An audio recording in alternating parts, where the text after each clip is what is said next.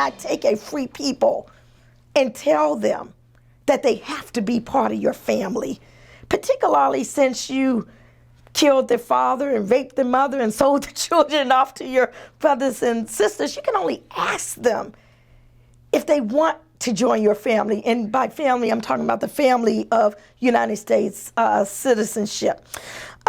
So many of us did want to choose that option, and even down to this day are trying to make that offer a real. But there were many, many, many, many people from during the enslavement era, even down till today, who chose another path. And that was the path of maroonage, the path of being outside of the structure, or outside of the jurisdiction of the dominant culture, and to seek to build and develop on their own, seek to recapture some of the cultural parts that have been missing, to seek to regain some of the language and things along those lines. During slavery, people went to the hills, okay? Whether it was in the islands, whether it was here in with the native peoples of this land, and they set up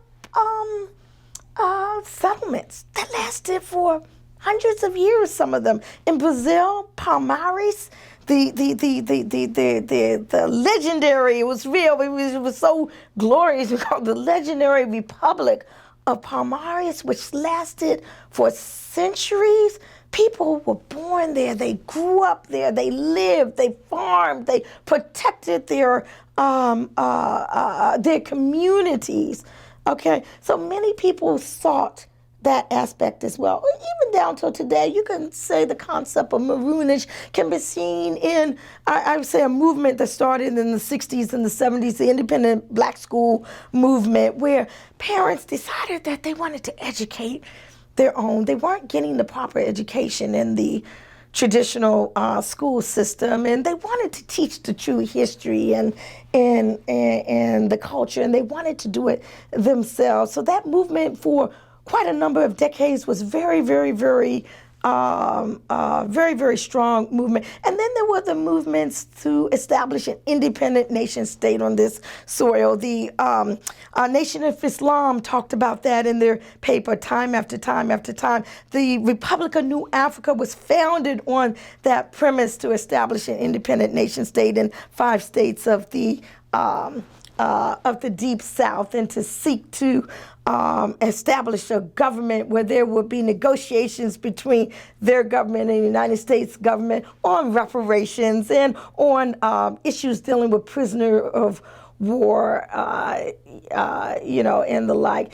And the government came down then, and historically very, very, very harshly on people that chose that option of maroonage. In the case of the Republic of New Africa, in 1971, a concerted joint force of the FBI and Jackson, Mississippi police officers conducted a pre-dawn raid on the Republic of New Africa official residence in Jackson. They paraded the people half dressed in handcuffs and barefooted through the streets of Jackson, Mississippi.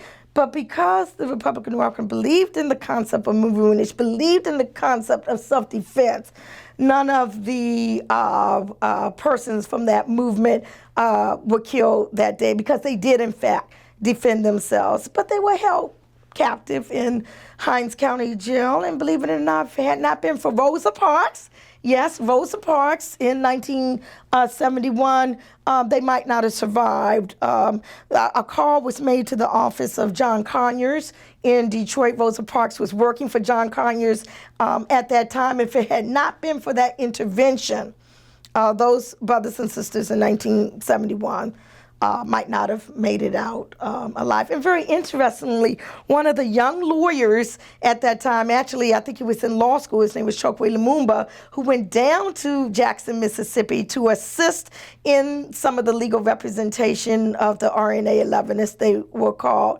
Later on, decades upon decades later, returned to Jackson, Mississippi as its mayor.